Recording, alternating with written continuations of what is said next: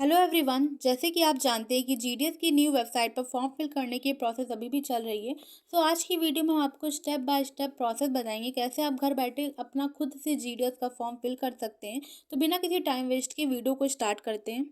तो सबसे पहले आपको क्रोम ब्राउज़र पर जीडीएस की वेबसाइट को ओपन करना है। अगर आप फ़ोन से अपना फॉर्म को फिल कर रहे हैं तो साइड में जो थ्री डॉट हैं उस पे जा कर के डेस्कटॉप मोड या डेस्कटॉप साइट पे ज़रूर उसको इनेबल कर लीजिएगा।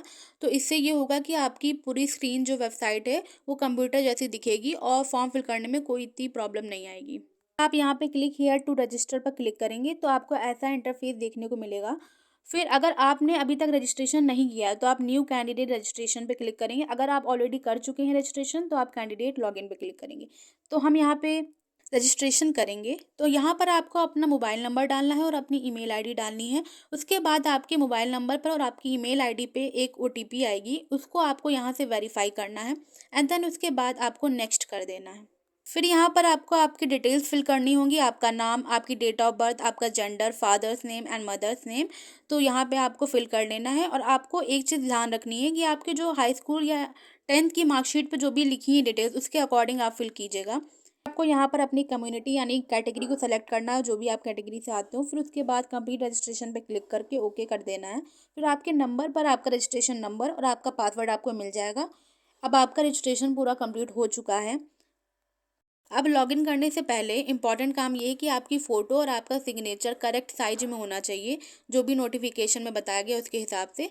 तो उसके लिए एक वेबसाइट है PI7, आप सर्च करोगे आपको ये वेबसाइट मिल जाएगी। तो इस वेबसाइट में सारे फीचर दिए गए हैं जिससे आप अपनी फ़ोटो और अपनी सिग्नेचर को परफेक्ट साइज में कर सकते हैं। आपकी फ़ोटो और साइन इतनी केबी की होनी चाहिए। अब उसके बाद जो है आपको यहाँ पे कैंडिडेट लॉगिन पे जाना है, उस पर क्लिक करना है फॉर्म को फिल करने के लिए। अब उसके बाद आपको प्रोसीड टू लॉगिन पे क्लिक करना है। फिर यहाँ पे आपको अपनी यूज़र आईडी यानी अपना रजिस्ट्रेशन नंबर डालना है और पासवर्ड डालना है। उसके बाद लॉगिन कर देना है। लॉगिन करने के बाद आपके नंबर पे फिर से ओटीपी आएगी, उसको वेरीफाई करना है। उसके बाद आप यहाँ पे आपका डैशबोर्ड ओपन हो जाएगा, आप लॉगिन हो चुके हैं। अब आपको ग्रीन बॉक्स में जो अप्लाई ऑनलाइन लिखा है उस पर क्लिक करना है। उसके क्लिक करने के बाद आपको ऐसा कुछ खुल के आएगा।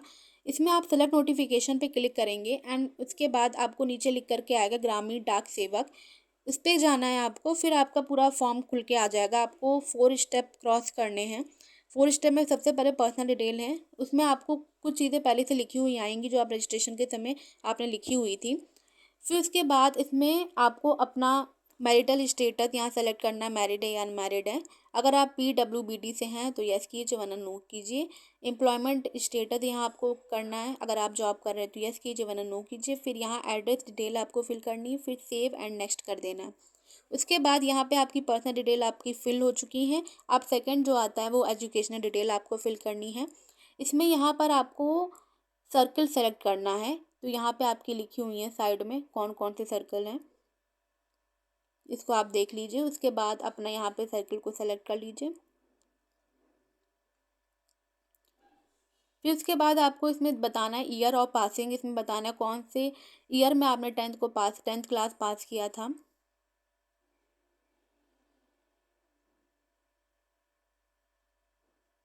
फिर उसके बाद आपको बताना है कि 10th आपने कौन से बोर्ड से पास किया था, उसको सेलेक्ट करिए।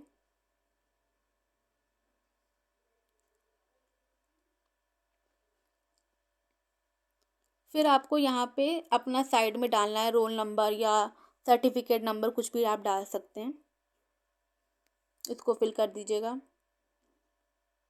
एंड उसके बाद यहाँ पे आती है सब्जेक्ट और मार्क्स की डिटेल्स। यहाँ पे आपने 1 बाय 1 अपने सारे सब्जेक्ट सेलेक्ट करने हैं और उसके बाद आपको उसके साइड में अपने मार्क्स लिखने हैं कि कौन से सब्जेक्ट में आपके कितने मार्क्स आए थे।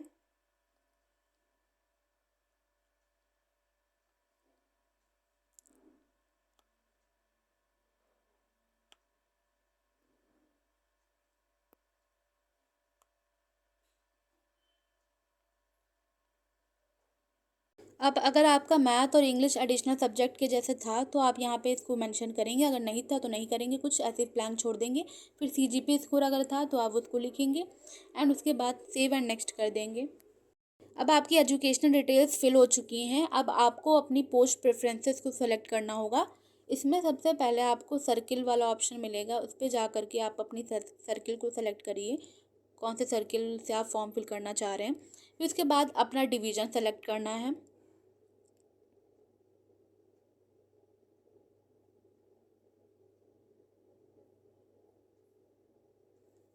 डिवीज़न सेलेक्ट करने के बाद आपको सेव एंड नेक्स्ट कर देना है। उसके बाद आप यहाँ से डाउनलोड पोस्ट करके आप यहाँ पीडीएफ डाउनलोड कर सकते हैं। उस पर्टिकुलर जो भी जितनी भी उस डिवीज़न से जितनी भी पोस्टें होंगी वो आपकी इसमें खुल जाएंगी। और फिर यहाँ पे आपको सारी पोस्ट के आगे अपना प्रेफरेंस ऑर्डर डालना है। जैसे कि आप ये चाहते हैं कि आप 4 नंबर पर प्रेफरेंस ऑर्डर, तो यहाँ 4 डाल दीजिए। आप चाहते हैं सबसे पहले हमको अगर जॉब मेरी लगती है तो यहाँ पे हमको मिले, तो आप यहाँ पे 1 डाल दीजिए। इस तरीके से सारा ऑर्डर आप यहाँ पे कर लीजिए। यहाँ आपको समरी दिख जाएगी आपने कौन कौन सा सेलेक्ट किया कौन से नंबर पे। उसके बाद आप यहाँ पे सेव एंड नेक्स्ट कर दीजिए। अब आपको आपकी फ़ोटो और आपका सिग्नेचर अपलोड करना होगा। तो इसमें सबसे पहले आप नीचे आ करके चूज़ फाइल का ऑप्शन पे क्लिक करके अपनी फ़ोटो को अपलोड कर लीजिए और बगल में अपने सिग्नेचर को अपलोड कर लीजिए। फिर डिक्लेरेशन में नीचे आकर के चेक बॉक्स को टिक करिए। फिर उसके बाद प्रीव्यू पे क्लिक कर दीजिए। प्रीव्यू पे क्लिक करने के बाद आपको आपका पूरा फॉर्म खुल करके आ जाएगा। आपने जो भी डिटेल्स फिल करी उसको सब कुछ ओपन होकर के आ जाएगा। उसको आप पढ़ लीजिए, चेक कर लीजिए। अगर आपको सब कुछ सही लग रहा है उसके बाद सबमिट एप्लीकेशन पे क्लिक करके यस सबमिट कर दीजिए। अब आपका फॉर्म सक्सेसफुली सबमिट हो चुका है। ये फॉर्म फीमेल कैंडिडेट का था, इसीलिए इसमें फॉर्म की फ़ीस नहीं पे करनी थी। पर अगर आपकी डिटेल्स के हिसाब से अगर इसमें लिख के आता है फॉर्म की फ़ी को सबमिट करने के लिए, तो आप यूपीआई के थ्रू और नेट बैंकिंग के थ्रू उसमें ऑप्शन आ जाएगा, वहाँ से आप अपनी फ़ीस को ऑनलाइन पेमेंट कर सकते हैं। अब मैं आपको बताऊंगी आप कैसे अपना फॉर्म का पीडीएफ डाउनलोड कर सकते हैं। फिर से आप अपने डैशबोर्ड पे आ जाइए। फिर आपको येलो बॉक्स में लिखा होगा माई एप्लीकेशन, उस पर क्लिक करना है।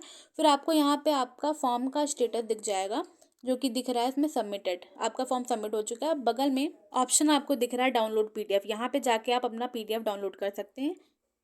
तो ये था जीडीएस के फॉर्म को फिल करने का पूरा प्रोसेस। तो अगर आपको ये वीडियो हेल्पफुल लगी हो, इन्फॉर्मेटिव लगी हो, तो प्लीज़ वीडियो को लाइक ज़रूर कीजिएगा और अपने दोस्तों के साथ शेयर करें जो भी ये फॉर्म फिल करना चाहते हैं।